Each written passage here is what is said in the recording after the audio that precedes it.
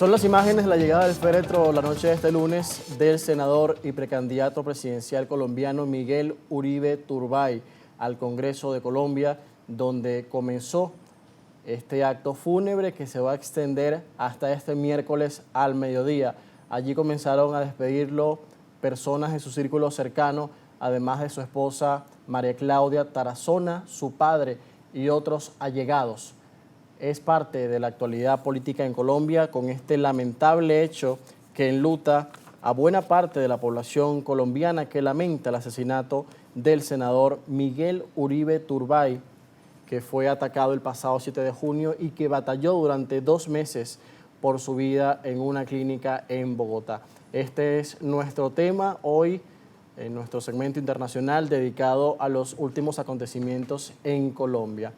Colombianos lamentan la muerte de Miguel Uribe Turbay. Muchos de ellos se acercaron este lunes al lugar donde el senador fue baleado en el barrio Modelia de Bogotá tras conocerse su muerte este lunes.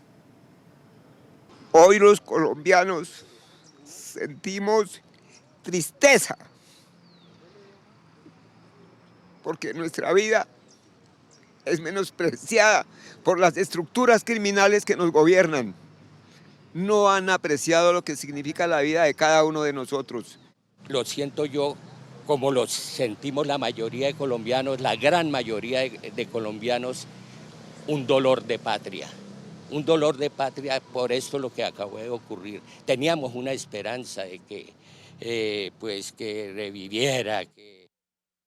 El magnicidio contra el senador Miguel Uribe, que fue baleado en la cabeza por un adolescente de 14 años, despierta en Colombia el pedido de que se haga justicia por este nuevo crimen político en la historia del país. Miguel Uribe es el 6º candidato presidencial asesinado en los últimos 40 años en la nación neogranadina. Las pesquisas han permitido la captura de 6 personas con distintos roles en la operación, todos señalados por su participación logística o de coordinación.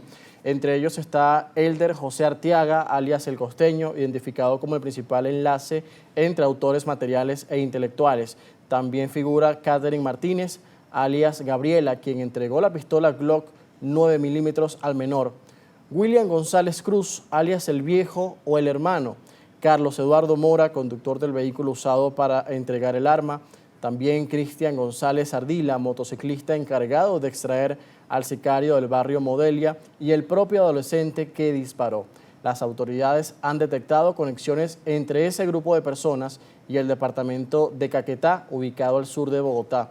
Se sospecha que detrás del crimen estaría una estructura de la Segunda Marquetalia, disidencia de las extintas FARC, liderada por alias Iván Márquez, aunque todavía no existe confirmación judicial.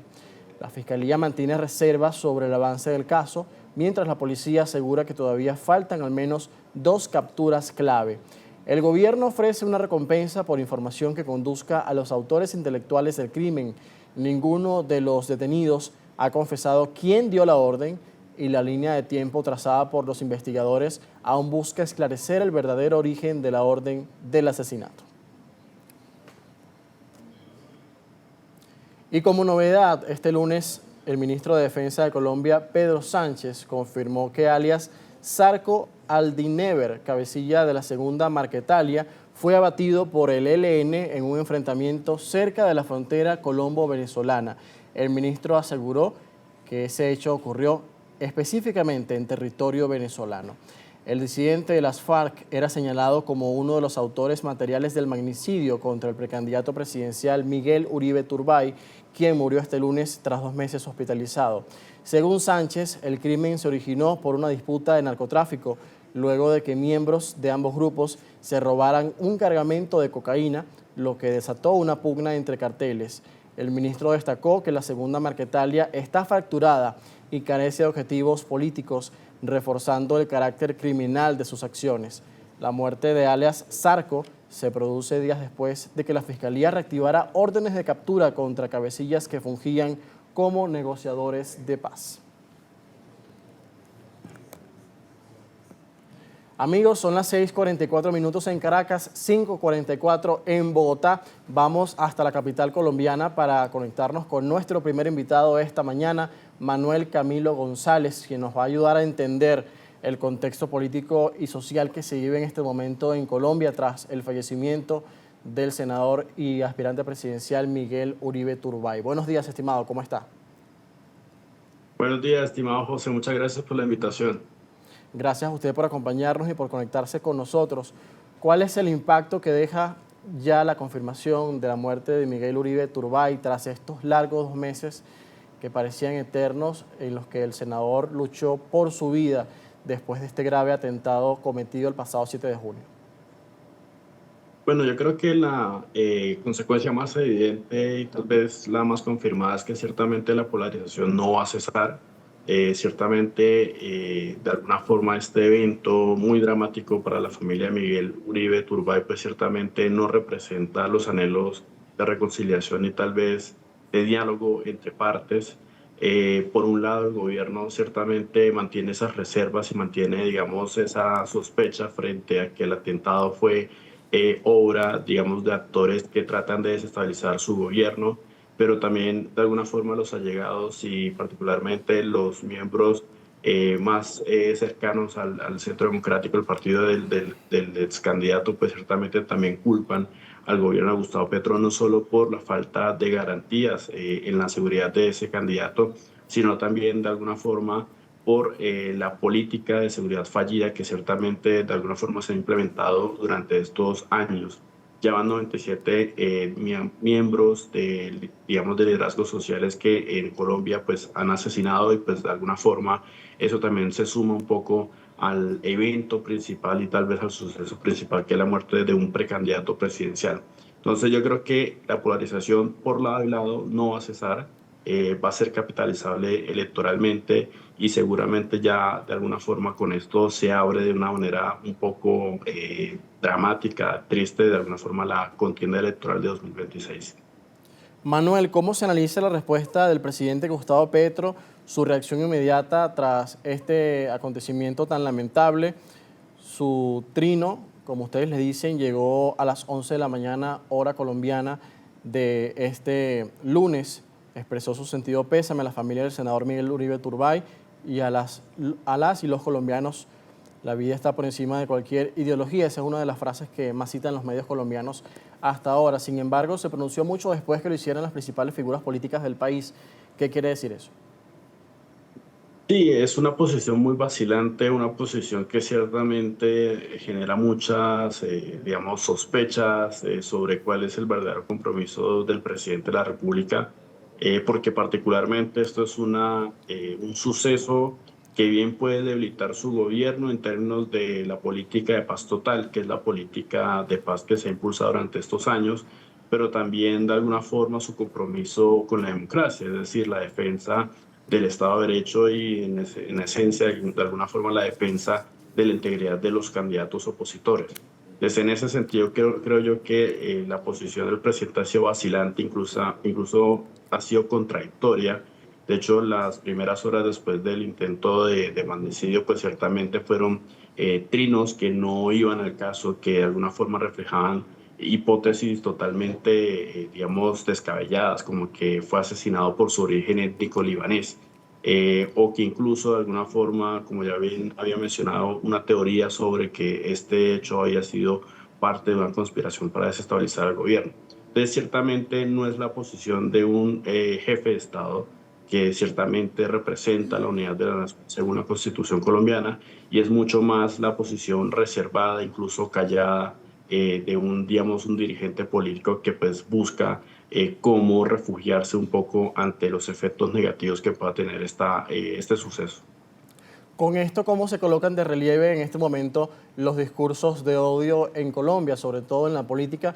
Porque, como mencionabas, parte de la postura vacilante que se le señala al presidente Gustavo Petro también está muy presente dentro de sus aliados que, de hecho, durante la enfermedad de Uribe, mientras estaba en cuidados intensivos, ventilaban informaciones como que esto no era del todo cierto y que él incluso, y que lo vieron supuestamente en silla de ruedas en la clínica. Entonces, quizás minimizaron parte de la gravedad del suceso, ¿no?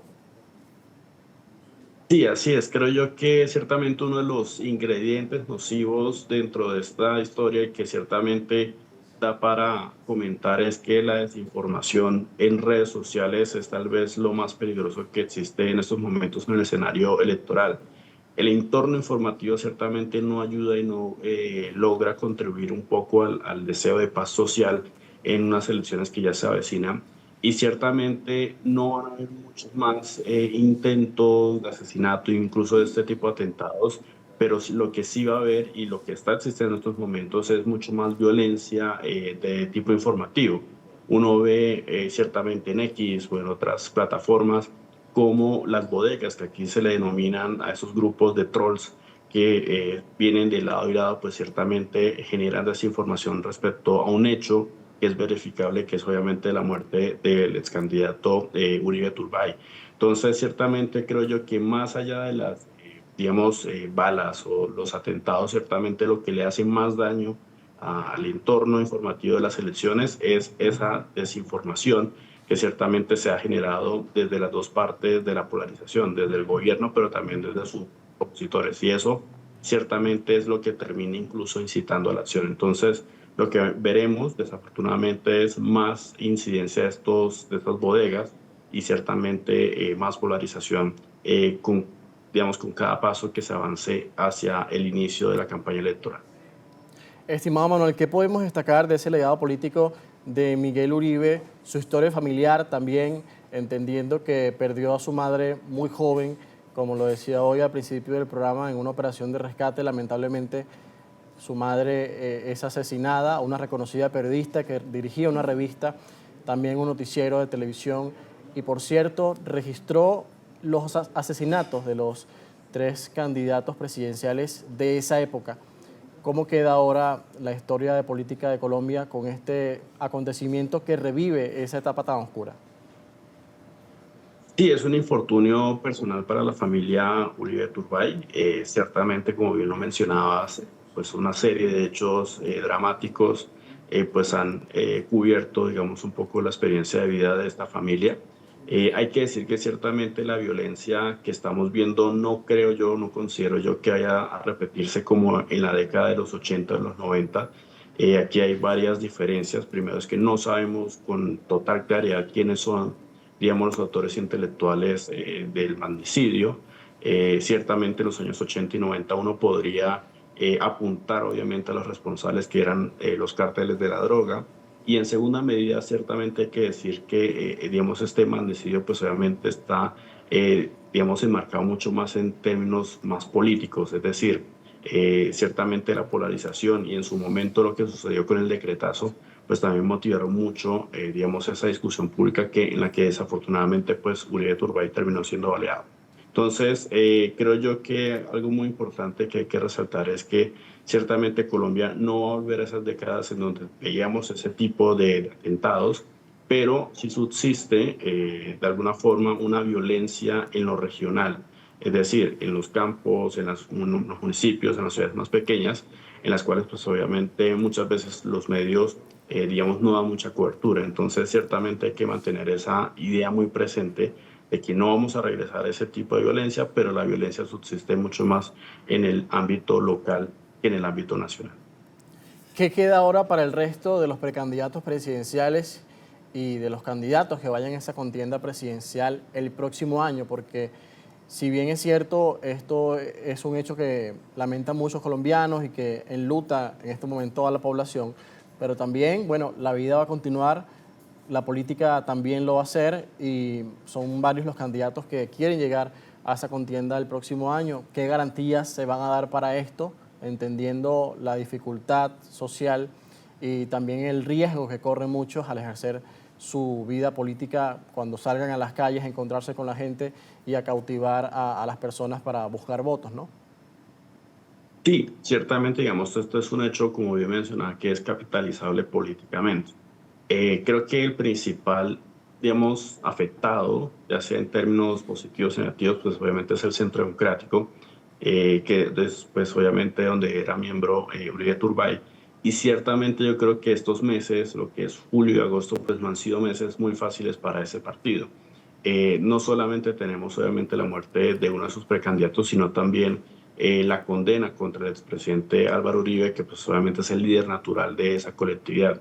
Entonces, en ese sentido, creo yo que este hecho puede incluso ser un revulsivo para este partido, que pues obviamente viene de capa caída con este juicio que se le ha hecho al expresidente, y ciertamente puede marcar incluso su propuesta programática en términos de seguridad, que ha sido de alguna forma uno de sus temas, digamos, más fuertes, que de alguna forma siempre ha colocado sobre la agenda política.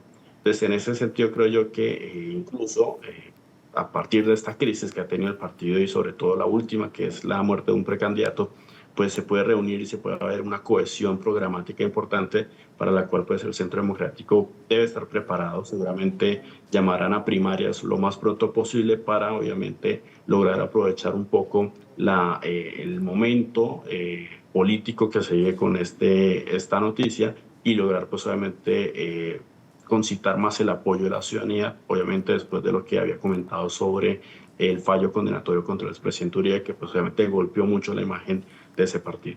Manuel, y si nos quedamos en ese punto, en las últimas horas salió la noticia de que la Procuraduría le pide al Tribunal de Bogotá tumbar la condena contra el expresidente Uribe, que durante estos días hemos reseñado el impacto político que eso ha tenido y lo que representa para él estar en arresto domiciliario durante 12 años, que es lo que reza la condena, pero parece que hay otra visión sobre esto. ¿Qué se conoce sobre este pedido que hace la Procuraduría? Sí, así es. Es un concepto que emite la Procuraduría, que es un órgano que vigila precisamente a los funcionarios del Estado, sus actuaciones digamos, en términos de sus cargos. Y básicamente se fundamenta, pues obviamente, en la idea de que las pruebas que se han recolectado, pues obviamente no gozan de la fiabilidad para haber, digamos, emitido ese fallo condenatorio por parte de la jueza Heredia. Entonces, en ese sentido, creo yo que digamos que se empiezan como a alinear un poco los astros para el Centro Democrático.